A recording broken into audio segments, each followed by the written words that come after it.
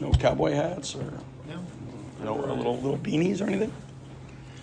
All right. We'll do an opening statement, Coach Schertz, and then questions. I thought that was probably, our most complete performance. I thought our defense was terrific all night. They're really hard to guard. John does such a good job. We've been friends, 20 plus years, and going back to when I was an assistant in D2 and he was an assistant at Stetson, and he's just a fantastic coach. And they are hard to guard. Those three guards are terrific. I thought we did an awesome job. I mean, he's averaging almost 20 a game, second in the country in made field goals. We hold him to 3 points. Those guards average 51 a game combined, hold them to 35 on like 20-some% shooting. And I thought our defense was terrific.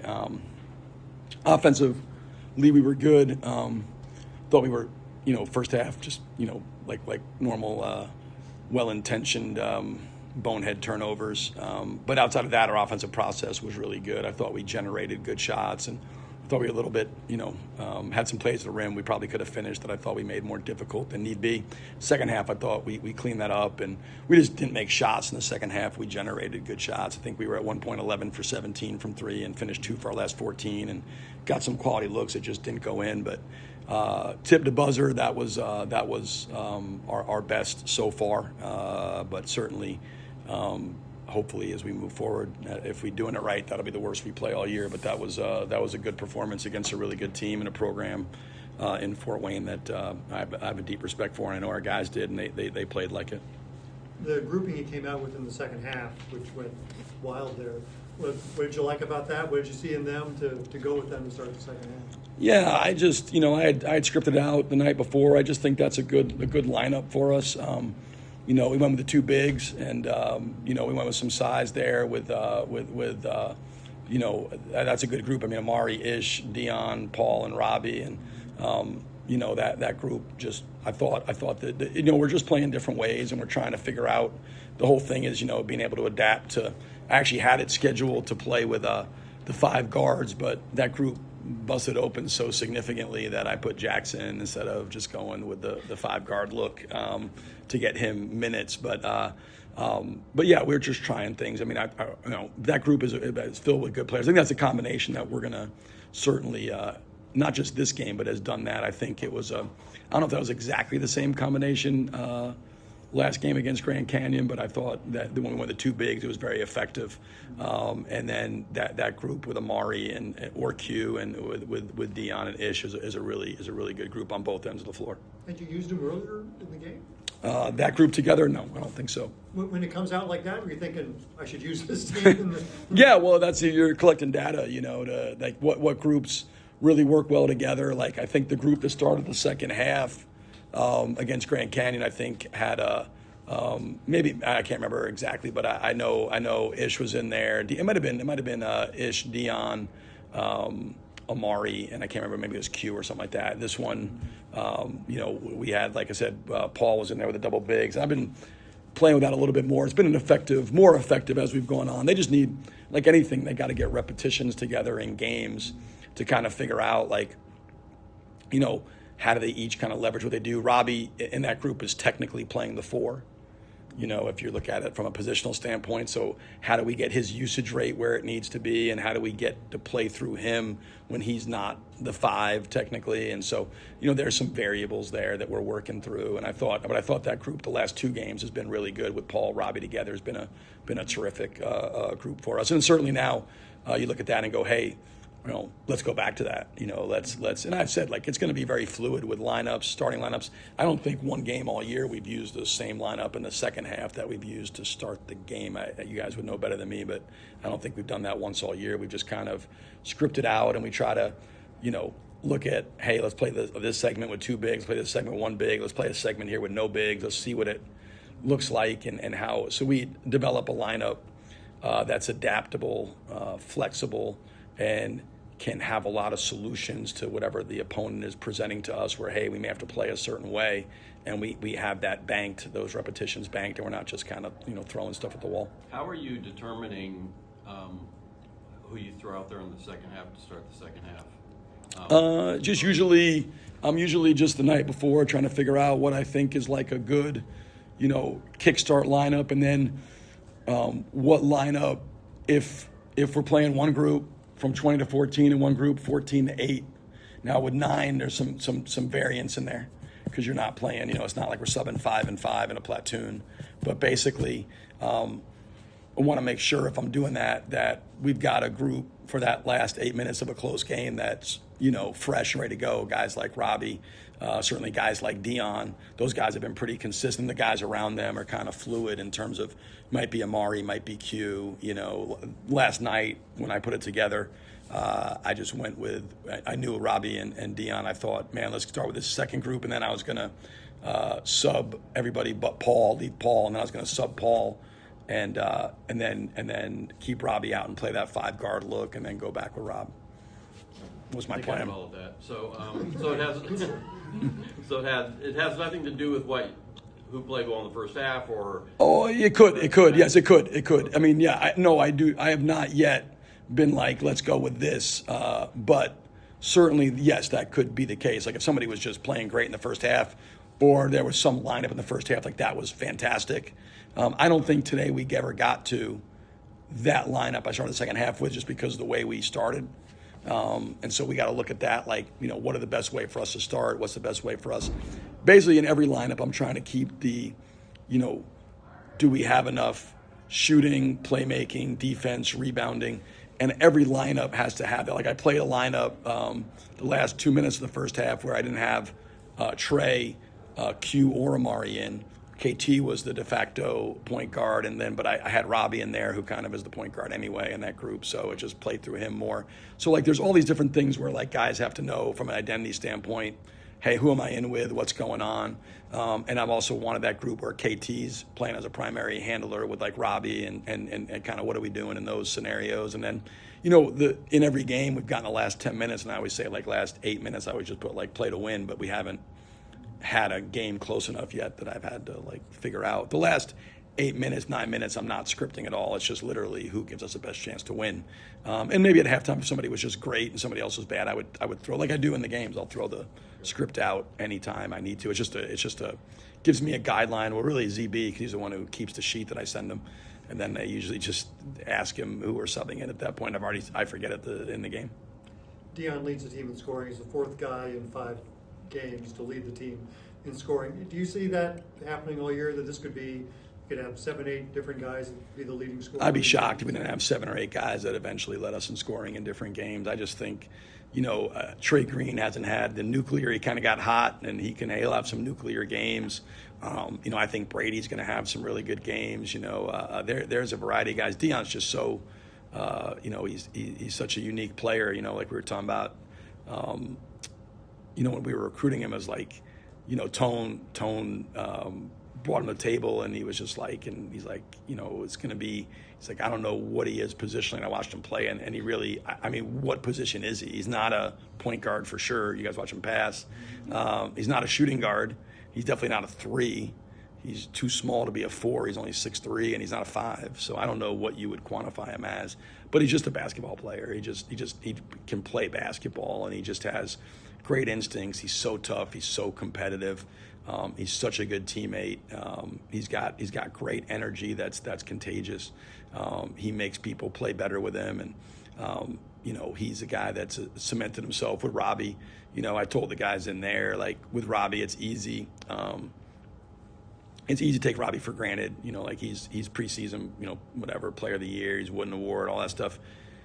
Guy plays 21 minutes tonight, and didn't come in after the 14-minute mark.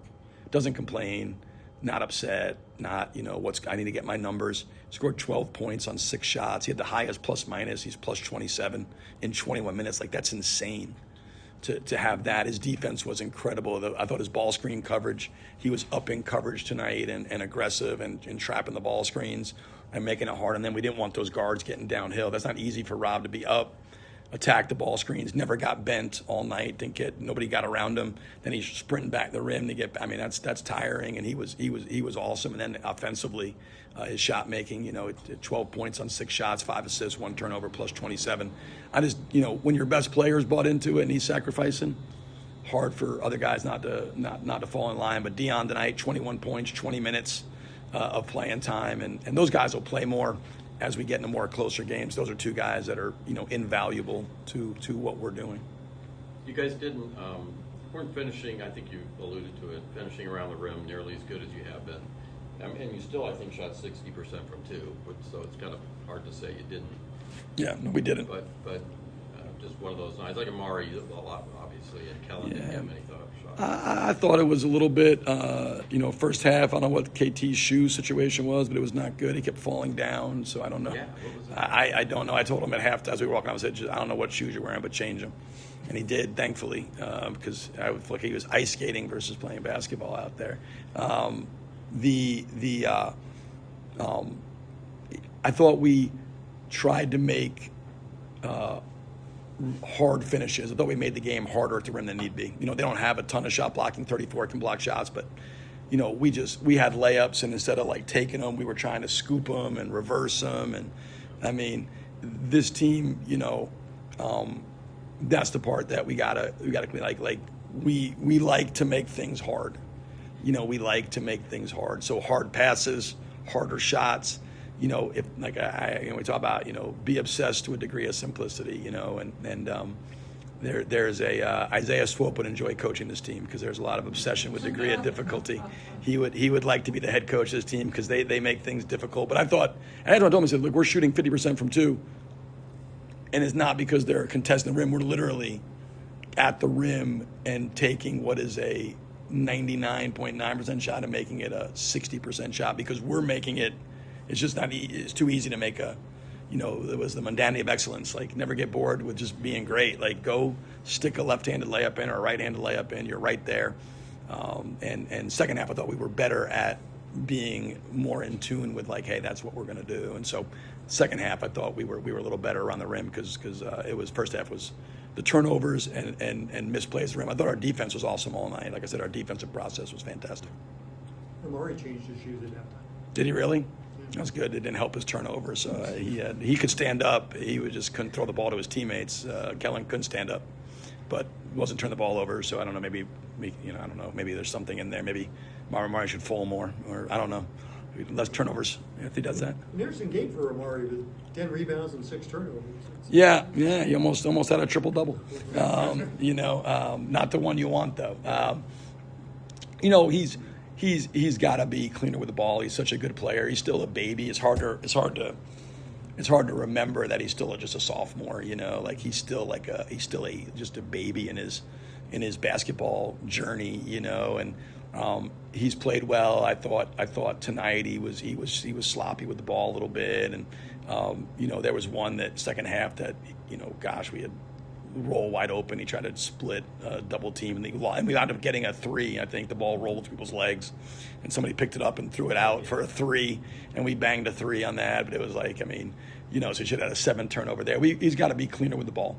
Amari knows that, and he's got to be more dialed in defensively. He wasn't his best tonight, but that's part of like growing up as a player. Is like you got to be like ready to go every night. Like you got to answer the bell every single night, and that's a growth for young players. Is like it's not good enough to do it 2 out of 3 nights or 3 out of 5. Like you got to answer the bell, and it's a big difference in like young people, and we've talked about him with a lot. Is as he matures, that's the deal. He's got to choices over feelings. Young people are led by their feelings. Adults are led by their choices. You may not feel it, but you choose to do it.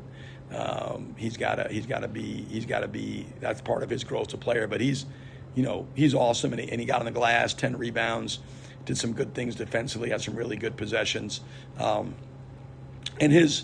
I'll say this: like improvement is always so much more about raising your floor than it is raising your ceiling. Like if that's his floor, that's so much higher than his floor was last year. Like that's so much higher than his floor was last year, and that's how he's going to improve. It's really not about improving your best. Improvement in life is about improving your worst. Like what's your worst? What are you at your worst? And if that's his worst, he was still an effective player that could play in that game. He certainly has to make better decisions. We'll watch film, but I was proud of a lot of things he did. His compete level was pretty good. Is this enough of this now? You guys need to move on to something. We have to. Yeah. We're I'm telling Rammer, like we know we're a good team right now. We're a good basketball team. I don't think there's any question about that. We want to eventually evolve into a great team, then hopefully, if all things go well, into a championship caliber team, which is a whole different level than being great to me.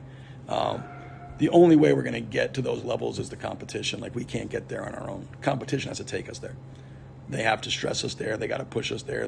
You need the competition to get where you want to get to be great. You can't be great like doing it against yourselves. You can't be great playing games against where maybe the competition isn't quite matched up to you. We need what's coming in California. Like there's a chance. I mean, depends how things freak out, but we'll play 3 straight undefeated teams. Out there, there's a chance it works like that. Minnesota's lost once, but everybody else out there is undefeated. Santa Clara, we know LMU's undefeated. So 3 quad 2 games, and I think it's exactly what we need to improve. And this has been fine. These 5 games have challenged us all in different ways. I don't want to shortchange. Like I said, Fort Wayne's hard to play against. They've been super competitive in their bye games. I would never play John because he always wants to play. We're friends, not because of that, because I know he's a good coach, and I had to play him because the Acrisure made me. They are hard to play in bye games. I remember watching them. They beat Indiana when they were 3rd in the country. They win some of these games every year. They had the chance to beat Utah on Tuesday night. I mean, they are hard to play against. So we've gotten better. These games have made it. We're a better team than we were on November 3rd, for sure. But to get to the next level, competition's got to take us there. We need what's coming. We can't get there doing what we've been doing. We can't get to great, unless we get to the competition level rises, and that's about to happen starting on Thanksgiving evening. When you talk about trying different things, sort of putting different groups together, taking looks at things like that, did you feel like you came away from that with what you needed, and how much does that change as you talk about this next group of games? Like how much has your approach changed to that sort of stuff? Yeah, I think, you're constantly looking at, like, we want to put together, it's not like the NBA where the more games you play, the less meaningful an individual game is. 1 of 82 is different than 1 of 31, or 1 of 162 in baseball is different than, like NFL. Like the less games you play, the more magnified each opportunity is to play, right? So we're trying stuff because we think we have a good, deep, versatile team, and we want to be adaptable and be able to play different ways. And whether that's playing, it's really 3 different ways, right? 2 bigs, 1 big, or no bigs. We've played with 2 bigs and 1 big a lot more than we played with no bigs, but we've done that a lot in practice. And the one time we did it against Chicago State, it was good. We'd do it tonight. Didn't happen because of the score became too much, and I want to get the young guys in. But I think going into what I hope it does is going into the Santa Clara game is gives us answers inside the game to what we need to do to respond to something like we're going to get challenged in ways we haven't been challenged, and we're going to have to respond to that challenge. And that's the ability to say, hey, okay, we think this is what we need to do to give ourselves the best chance to win. Okay, that's not working. What else do we have in our toolbox? And you're just expanding your toolbox. So our toolbox, like, we can throw Robbie Paul out there and play basketball. We could throw Robbie out there at the 5 and play basketball. We could take Robbie out and play Paul at the 5 and play basketball. We could take both of them out and play with 5 guards. And we can, defensively, we can switch 5, and we can switch everything depending on who's out there. We did some tonight. Some of that we were in 14. Sometimes we can put Trey through and be in 13 and just switch 3 guys. Sometimes switch 4 guys, switch 5 guys. We can toggle right now between all those different things in a game because they're all a part of our toolbox, because we've practiced them and then we've worked on them in the games to where we feel confident inside the game. Like Grand Canyon, we went into, and went to 13 when Trey was in there. Tonight we were in 14, but then sometimes we went switching 55 and switched everything. And it's the defensive and offensive toolbox. We got a really versatile team, and you just want to create as much flexibility. But these teams, when the games get closer, what you will see is more of our top-end guys playing more minutes, and then it being really the last 10 minutes of the game being like, all right, what gives us the best chance to win? What's in our toolbox and allows us, to get across the finish line? Do you need to see guys to know your last five, who you're using in those 2 minutes? Do you know that now? No, I don't. I mean, that'll be the game. That part, like what Stu's saying, like the game will show me that. I don't script that out on purpose because, as you get down to a game, final 10 minutes, a close game, hey, who is giving us, what group gives us the best chance to win? What's tonight look like? And what do we need to do to get across the finish line? So when we get to that point, it will strictly be what 5, 6, or 7, because you may not play those guys 10 whole minutes the way we're playing, but what 5, 6, 7 guys are playing the best tonight, who has it, what group looks the best tonight. Like if it was a close game, I would have came back with that same 5 that started the second half, and we would have closed like that because that group was awesome. And I would have had 1 or 2 subs ready to go as well with that group because you're not going to play all those guys at 8, 9 minutes. But, out there, it may be totally different. Maybe Brady's playing awesome or, Trey's ridiculously good that night or, KT's, doing his thing. And so that's the thing that this team makes it fun is I think it's really just by feel. And we have so many places to go, so many options. It's hard on, not everybody's to be great every night. And we have a lot of guys that are capable, as we said, 4 guys leading us scoring. And I think there's a few more that haven't that will. And I think I'd be shocked if you don't see 7 or 8 different guys at least lead us in scoring this year in different games.